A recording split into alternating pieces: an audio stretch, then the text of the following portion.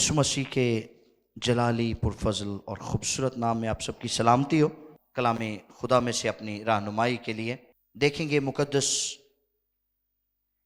यशाया नबी का सहीफ़ा, उसका 40वां बाब है और उसकी 9वीं आयत मुकद्दसा को हम कलाम खुदा में से पढ़ेंगे, सुनेंगे, समझेंगे और सीखेंगे। यशाया नबी की मार्फत ये सहीफ़ा है और उसका 40वां बाब है और उसकी 9वीं आयत मुकद्दसा को हम कलाम खुदा में से पढ़ेंगे। मुकद्दस कलाम में लिखा है जी, ऐ सय्यून को खुशखबरी सुनाने वाली, ऐसे यून को खुशखबरी सुनाने वाली ऊंचे पहाड़ पर चढ़ जा, ऊंचे पहाड़ पर चढ़ जा और ऐ यरूशलेम और ऐ यरूशलेम को बिशारत देने को वाली, बिशारत देने वाली जोर से अपनी आवाज जोर से अपनी आवाज बुलंद कर, खूब पुकार खूब पुकार और मत डर, और मत डर, यहूदा की बस्तियों से यहूदा की बस्तियों से कह, देखो अपना खुदा, देखो अपना खुदा। हालेलुया। देखो- कलाम में Yes. खुदा के पढ़े और सुने जाने पर खुदा की बरकत हो, आमीन। लिखा है ऐसे यून को खुशखबरी सुनाने वाली ऊंचे पहाड़ पर चढ़ जा और ए यरूशलेम को बिशारत देने वाली जोर से अपनी आवाज बुलंद कर, खूब पुकार और मत डर, यहूदा की बस्तियों से कह, देखो अपना खुदा, देखो अपना खुदा। Behold your God।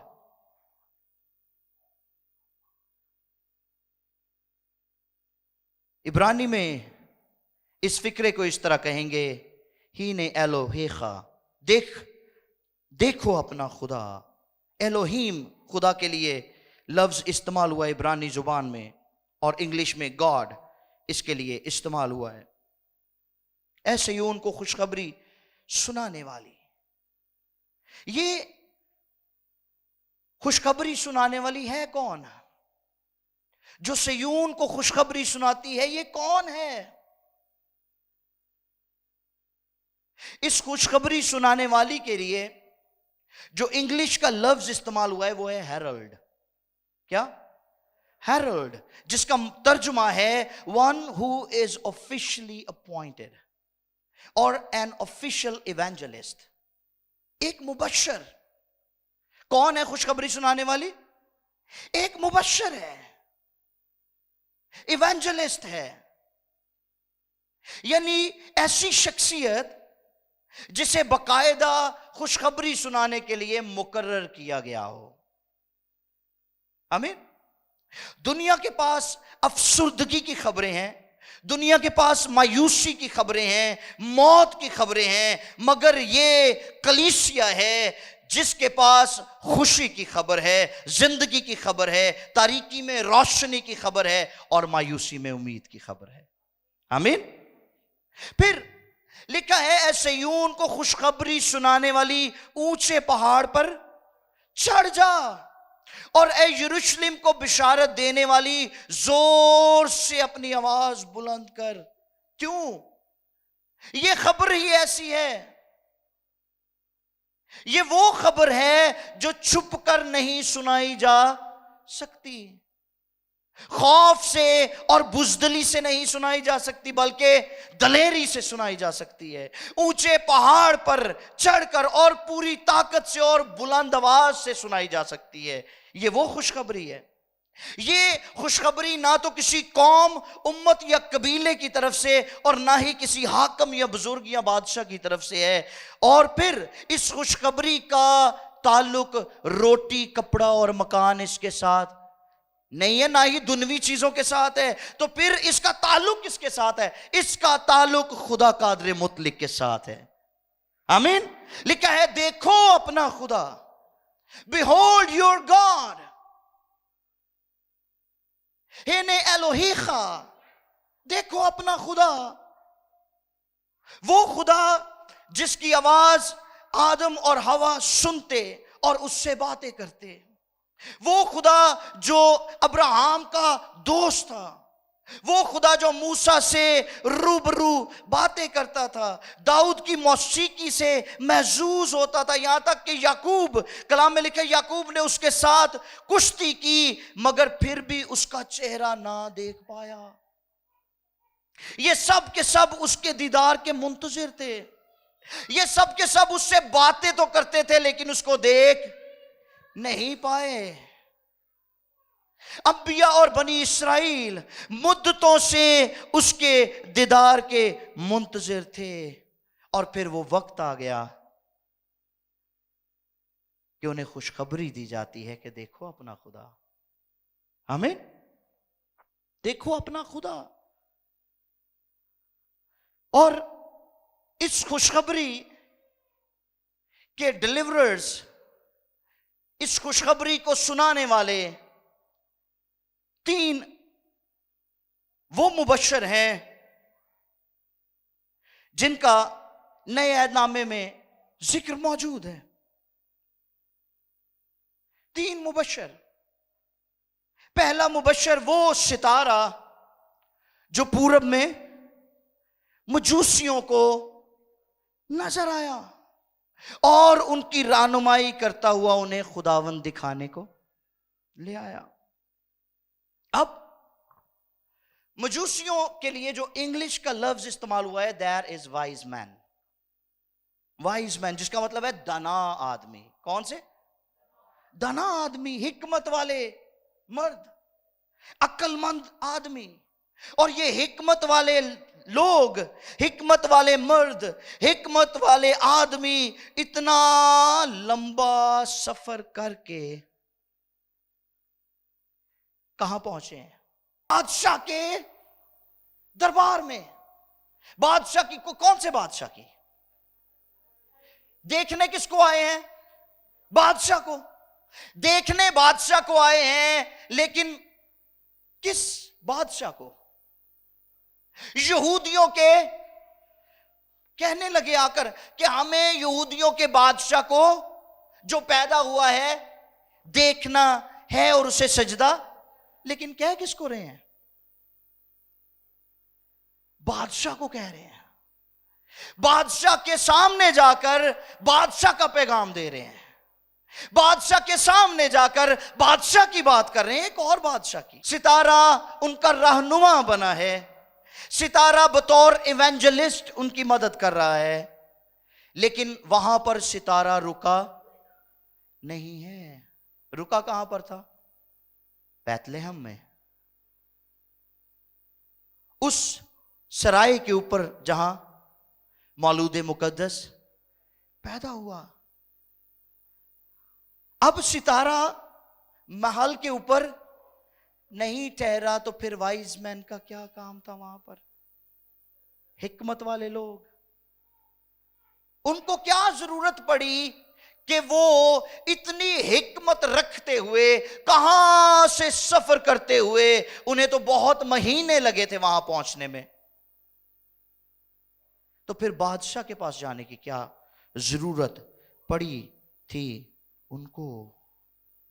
क्या वजह थी? क्या वजह थी? वो दरअसल बादशाह हेरोदिस को इंतबाह करने आए थे। वो उनको इंतबाह करने आए थे कि जिसे हम सजदा करने आए हैं वो तुझसे जोरावर है। आमीन। तू तो अपने महल में अपने तख्त पर बादशाही करता है, मगर वो एक छोटी सी चरनी में भी बादशाही का जलाल रखता है। आमीन। तू तो अपनी बादशाही में लोगों को सजाएं देता है, मगर वो अपनी बादशाही में सारी खलक के लिए अपनी जान कुर्बान कर देगा। ये बेसिकली हेरोदिस के लिए एक इंतबाह लेकर आए थे, उसके लिए एक अलार्म लेकर आए थे कि तू होशियार बाश हो जा। ये मजूसी, वाइज मैन, दाना लोग, ये सिर्फ मजूसी ही नहीं थे, बल्कि ये नबूवत की रूह से मामूर थे। इसीलिए तो जब बादशाह को सजदा करने के लिए आए हैं तो जो नजराने उन्होंने पेश किए वो नबूवती ठहरे। ठीक, उन्होंने सजदा वहां किया है जहां रहनुमा सितारा, मुबश्शिर सितारा ठहरा है। वहां सजदा पहले गए हैं बादशाह हेरोदिस के पास, उसे सजदा नहीं किया। वहां सजदा किया है जहां पर रहनुमाई हुई है। सो याद रखिए, जब रहनुमाई करने वाला दुरुस्त और हकीकी होगा तो सजदे भी दुरुस्त जगह और हकीकी हो जाएंगे। आमीन। देखो अपना खुदा। यहूदा की बस्तियों से क्या है? देखो अपना खुदा। पहला मुबश्शिर जो मजूसियों को खुदा दिखाता है वो एक सितारा चेहरा। नंबर 2, चरवाहों को जो रात के वक्त गडरिए अपनी भेड़ों की निगरानी कर रहे थे, उनके पास कौन आया है? फिर सितारा? नहीं, फरिश्ता आया है। यह दूसरा मुबश्शिर है, यह दूसरा खुशखबरी देने वाला है जो वहां मौजूद हुआ। ठीक? और उन्हें खुशखबरी देता है और कहा जाता है कि ये चरवाहे जो रात की तारीकी में भेड़ों के पास मौजूद थे, आम चरवाहे नहीं थे। ये आम चरवाहे नहीं थे, बल्कि ये काहिन चरवाहे थे जो यकसाला बर्रों की देखभाल करते थे। और उन्हें पैगाम देने के लिए ये मुबश्शिर फरिश्ता वहां तशरीफ लाया है और आकर उन्हें कहता है कि बैतलहम में आकर खुदा का बर्रा देखो। आमीन। वहां आकर खुदा का बर्रा देखो जो जहान के गुनाह उठाकर ले जाएगा। आओ देखो अपना खुदा। मजूसी सितारे की रहनुमाई में बादशाह को सजदा करने आए हैं। वो खुदा जो बादशाह की सूरत में पैदा हुआ। और फरिश्ता गडरियों के पास आता है कि तुम यकसाला बर्रों की देखभाल करते हो ताकि इन्हें हैकल में ज़बह किया जाए। आओ मैं तुम्हें खुदा का बर्रा दिखाता हूं जो बैतलहम में। ये दूसरा मुबश्शिर है। और फिर तीसरा मुबश्शिर कौन है? मत्ती की इंजील 28वां बाब और उसकी 19वीं आयत देखिए। मत्ती की इंजील 28वां बाब और उसकी 19वीं आयत। मुकद्दस कलाम में लिखा है, बस तुम जाकर सब कौमों को शागिर्द बनाओ। तुम जाकर सब कौमों को शागिर्द बनाओ और उनको बाप और बेटे और रूह कुद्दस के नाम से उनको बाप और बेटे और रूह कुद्दस के नाम से बपतिस्मा दो और उनको ये तालीम दो कि उन सब बातों पर अमल करें जी जिनका मैंने तुमको हुक्म दिया है। और देखो दुनिया के आखिर तक हमेशा तुम्हारे साथ हूं। मैं हमेशा तुम्हारे। अब कौन है ये तीसरा खुशखबरी देने वाला? हम, आप और मैं। हम वो सब जितनों ने उसे कबूल किया, जो उस पर ईमान लाए।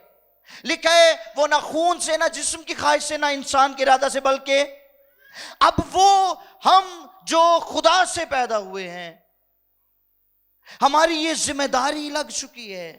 हम हैं वो इवेंजलिस्ट, हम हैं वो खुशखबरी सुनाने वाले जिन्हें इनकरेज किया गया है कि डरो मत, बल्कि बुलंद आवाज से खूब पुकारो और लोगों से कहो, उम्मतों से कहो, वो जो मायूस हैं, वो जो नाउमीद है, वो जो मौत की नगरी में से गुजर रहे हैं, उनको कहो देखो अपना खुदा। आमीन। देखो अपना खुदा। अब कलीसिया को यह जिम्मेदारी क्यों सौंपी गई? क्योंकि कलीसिया ना तो कोई आम लोग है, ना कोई आम जमात है, ना मिली जुली भीड़ है, बल्कि जैसे खुदा ने हवा को आदम की पसली से लिया, इसी तरह कलीसिया भी मसीह की पसली से ली गई है। इसीलिए that's why the church is important. Church is special. Church खास है। यह जिम्मेदारी मिली है चर्च को कि कलीसिया सोई ना रहे। एक तो हमें जागना है यीशु मसीह के आमद के लिए, इस बात से तो हम वाकिफ हैं, और इस बात की तो मुनादी हम तक पहुंचाई जाती है, हमारे दरमियान की जाती है कि यीशु आने वाला है। भाइयों बहनों, जागते रहो, बेदार रहो। लेकिन इसके अलावा हमें एक और बात के लिए भी बेदार रहना है। वो क्या है? वो क्या है? हमें बेदार होना है फॉर द डाइंग वर्ल्ड। वो जो दुनिया जो गुनाहों में डूबी हुई है, ना उम्मीद है, मायूस है, जो खुशखबरी से महरूम है, हमें उनके लिए भी बेदार होना है, हमें उनके लिए भी जागना है। सिर्फ अपने लिए नहीं, अपनी फिक्र नहीं करनी, बल्कि दुनिया की फिक्र करनी है। कभी कभी हम ये समझते हैं कि शायद खुशखबरी का काम जो है वो पासबानों की जिम्मेदारी है, कि पासबान ही खुशखबरी सुनाए। एक बकायदा कलीसिया कायम करना, आपके पास कांग्रीगेशन का होना, और फिर आप बकायदा से तालीम पाकर अपने आप को खिदमत के लिए डेडिकेट करके हर हफ्ते लोगों को इकट्ठा करके वर्शिप करते हैं, कलाम सुनाते हैं, वो एक अलग बात है। लेकिन इसके अलावा